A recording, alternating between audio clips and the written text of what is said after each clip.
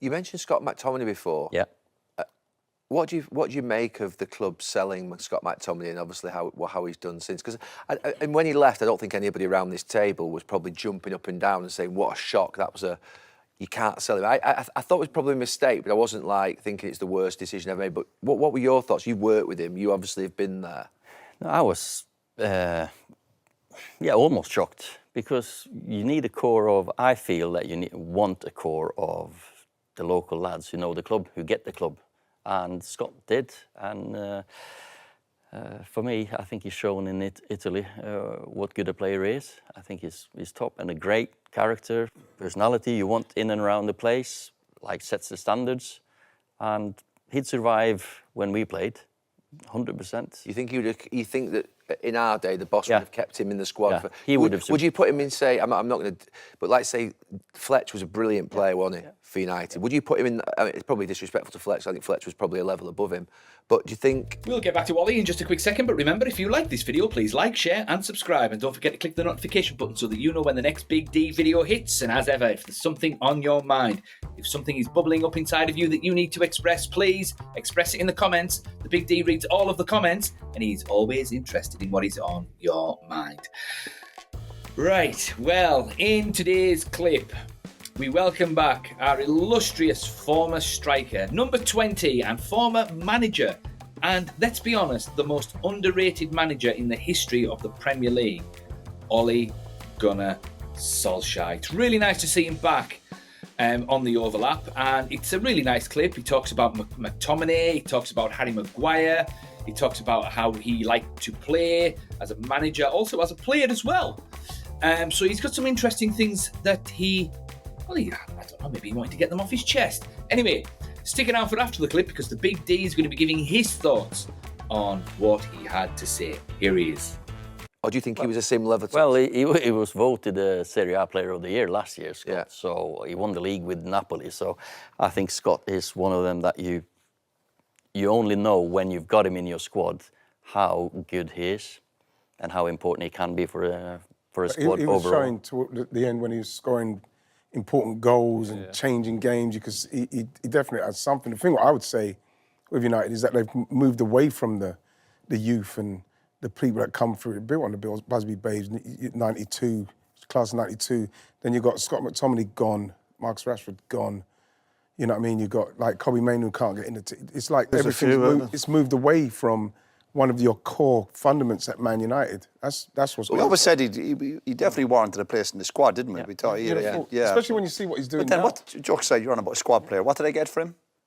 I don't know. 30 million, was it? You know, sometimes it's 30 million. You know what I mean? For a squad player, sometimes I'm sure United had to bring some money in as well. It wasn't bad for if we were sitting here classing him as a squad player. Yeah. Sometimes you have to take that deal as well. Well, at the time, you probably thought it was right for him to move, didn't you? As much as we didn't like it, because he was a local just player, how he's done since. It felt the right time. You look at where Man United are and what he's doing for them, for Conte to get that out of him. That's the only thing you look at and think, Man United couldn't have got that out of him. They obviously couldn't. I know. I'm always wary when lads leave and go to a club like Napoli, and obviously Napoli's a big club, but it's not Man United. I still think that's a different challenge, and he's done well. And listen, good luck to that. Hopefully that will continue the next few years. But I still wasn't hanging my hat on him every week at Man United, going, he'll be the man to get Man United back.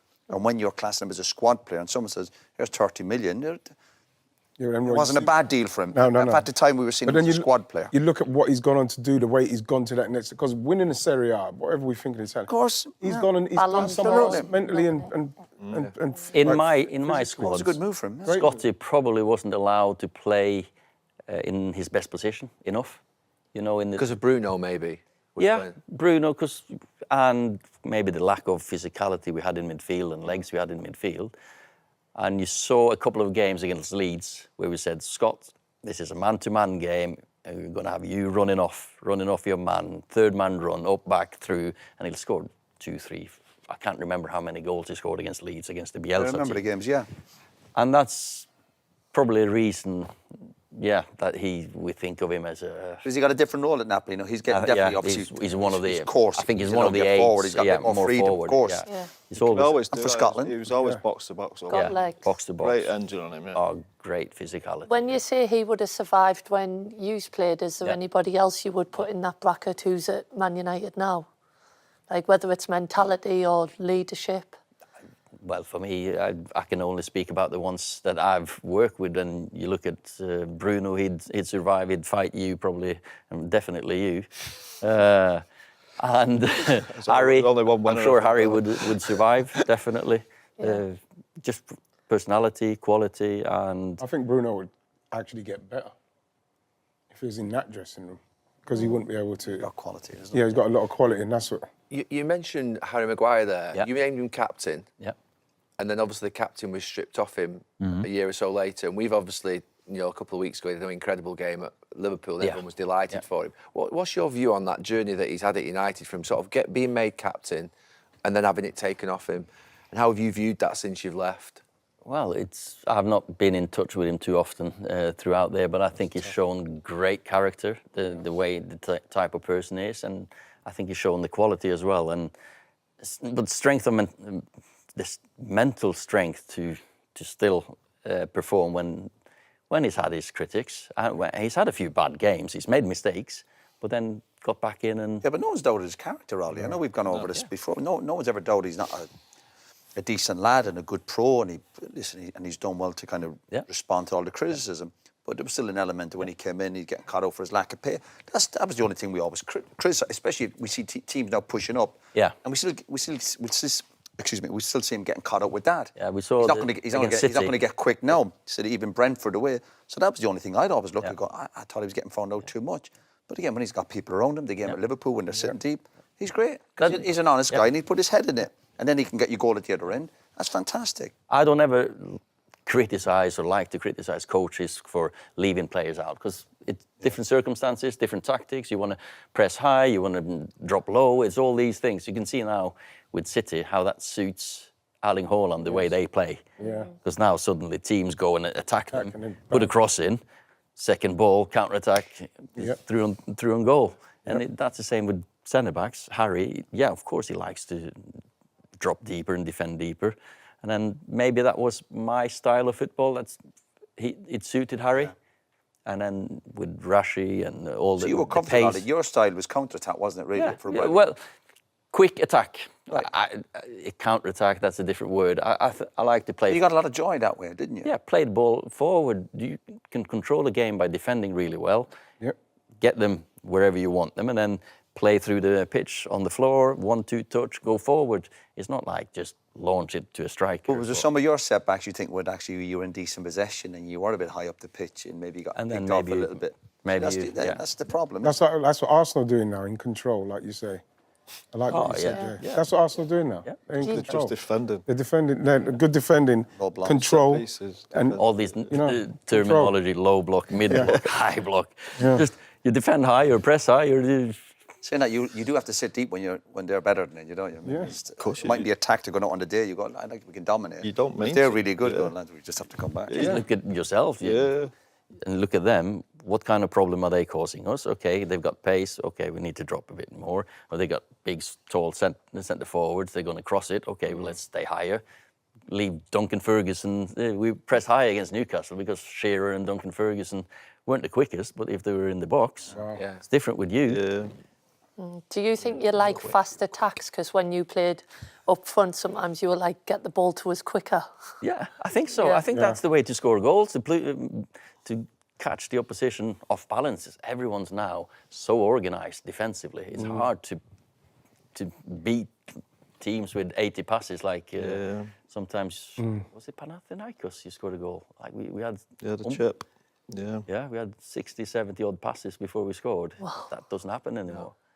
Do you know, I've said it time and time and time again. I think Ole Gunnar Solskjær is the most underrated manager in the history of the Premier League. And the Solskjær derangement syndrome in the media from people like Simon Jordan and some of those pundits, it was absolutely insane. And it is insane. I mean,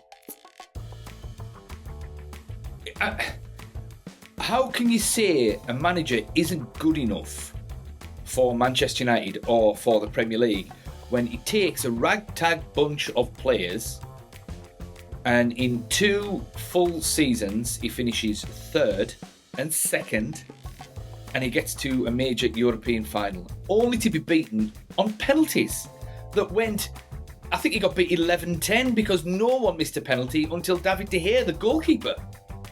So, and on top of that, the football was electrifying to watch. It was exciting, it was fast-paced, it was quick, it was attacking, counter-attacking. He got the best out of, I think he got the best out of all of his players. And he probably would have got more out of Pogba and Martial if they weren't injury-prone, And also, if the board had listened to him and bought the players that he wanted, Declan Rice, Jude Bellingham, Erling Haaland, just think of what kind of side we might have had if they'd stuck by Ole the way they've stuck by Rúben Amorim. I genuinely think if Ole had stayed as manager and they'd backed him and he had Ineos backing him, I think he'd have won the league. Yeah, he nearly won the league anyway when he had Murtaugh backing him for 2 minutes, and with Martial up front as well. And he brought in Edison Cavani on a Zimmer frame as well, and he managed to get a tune out of him. And it was only until CR7 came in that that was the cat amongst the pigeons, so to speak, unfortunately. But yeah, I mean, we had a good side under Ole. I mean, it was De Gea in the nets. We had Wan-Bissaka, who should still be at Man United. Luke Shaw as the second fullback. Then it was Maguire and Lindelof.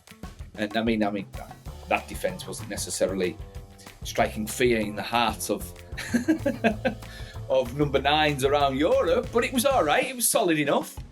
And then 2 in midfield, Fred and McTominay, who hard working. And as he says there, it turns out that the number 8 position isn't necessarily Scott McTominay's best position, although he did do really well for United in that number 8 position. And then we had Mason Greenwood on the right, Marcus Rashford on the left, with Martial up front and Bruno sitting in behind. I mean, that absolutely tore the Premier League to pieces. It was fantastic. It was good football. And there was a feel-good factor at Manchester United for the first time in a decade. It was just a really, really, really nice little window of entertainment for Manchester United. Post Mourinho and pre-Ten Hag. I can't believe we replaced him eventually with Tin Pot Ten Hag. Good grief.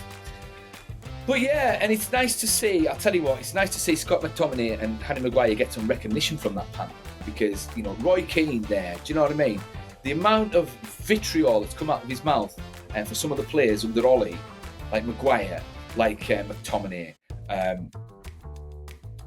It's nice to see that those 2 players in particular have been getting some positive feedback from not just them, but from the online social media clan themselves, Because Harry Maguire was always a very good player. He was just hindered by the fact that he cost them £80 million.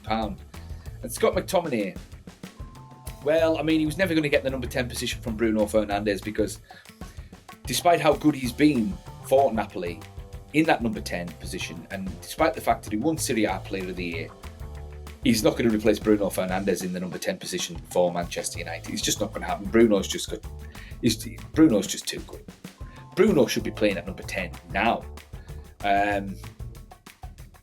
But Scott McTominay, he's done really, really well over there in Italy. Fred, I don't even know what Fred's doing these days. Is he in Turkey? Did he play for Mourinho or something? I'm not sure. But yeah, it's nice to see Scotty doing well, and it's nice to see Maguire has stuck 2 fingers up at all of his critics, including this panel. Hopefully, Maguire can maintain. Hopefully, big Scotty T can maintain. And I'd like to see Scotty T get a big move to like Barcelona or a Real Madrid or an AC Milan or something. Do you know what I mean? Or a Juventus. Well, to be fair, AC Milan or Juventus would be a step down from Napoli at this particular point. Maybe Bayern Munich. I'd love to see Scott McTominay get a couple of seasons for a proper top team. Ideally not in the Premier League, because it'd be interesting to see how he does if a top team backs him, puts him in at that number 10 position. And do you know what? I think it would suit Bayern Munich. I think the German system would suit him. It's very organised, it's very dynamic. It's a nice little hybrid of Italian and English football. And if he's, supporting, say, Harry Maguire, nearly called Harry Kane, Harry Maguire. That being said, put Harry Maguire up front for Bayern Munich and he scores 20 goals a season, no problemo. Anyway, what do you guys think? Is it nice to see Ole back? Do you think he should get another run in the Premier League? Who would be the best team for him? And what do you think of Scotty T and Harry Maguire's resurgence elsewhere outside of Manchester United, for Scotty T at least? Thoughts in the comments, and Big D will see you in the next one.